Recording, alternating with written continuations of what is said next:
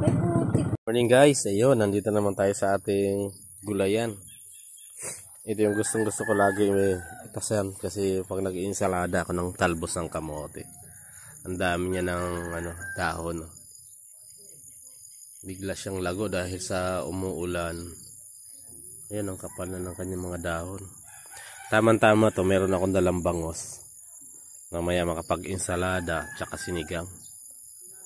Sarap ng klima ngayon, lamig. Yun, sarap dito talaga. Pag nasa probinsya ka talaga, napakasarap. So, maglilinis muna tayo mamaya. Mag-grass cutter muna tayo. Dahil napakakapal ng damo. Dito na naglalaro yung mga bata pag umaga. Dami na ng paligid natin, makapaglinis nga muna.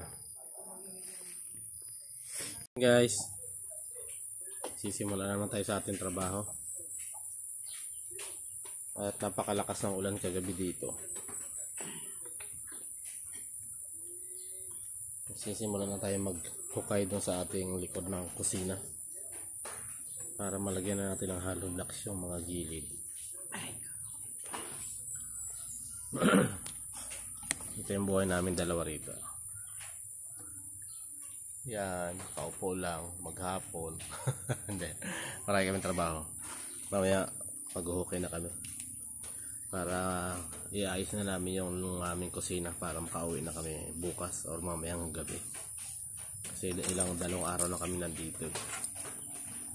So, tapusin na muna namin yung kusina, yung mga asintado ng mga gilid ng kusina para matapos na namin para makauwi na kayo mamaya or bukas. Yun, ito na yung ating kusina ang gagawin ngayon.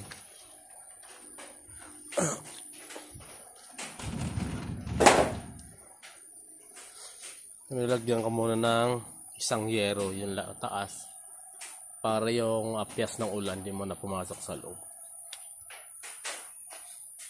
At ito yung ating haharangan ngayon. Yan, harangan natin. Ito yung ating, ito na yung poste ng ating kusina. Ayan, tsaka doon sa kabila. At ito, syempre yung mga puno, kailangan natin matanggal. Ayan, mga pinagputulan. Malalalim, kasi ito, malaking puno. Bali, to? 3 puno. Yung ating ayusin. Ayan.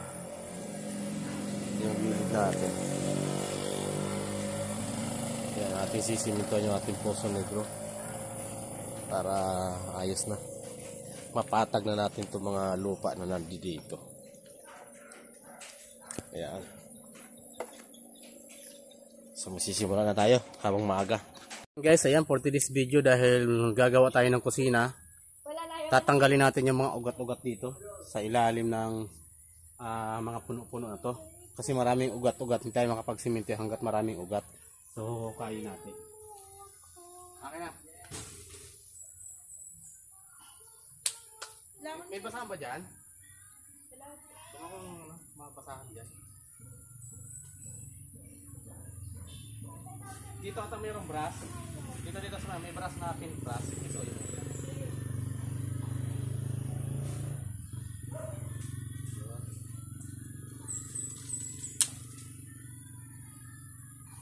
Sasalin na muna natin na lang itong ating makina. Magsisiminto kasi tayo, na tayo ng flooring.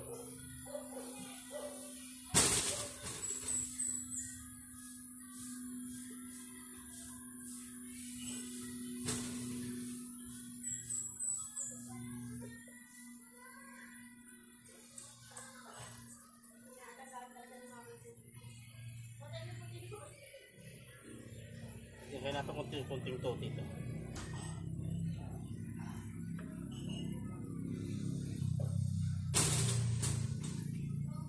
Okay lang.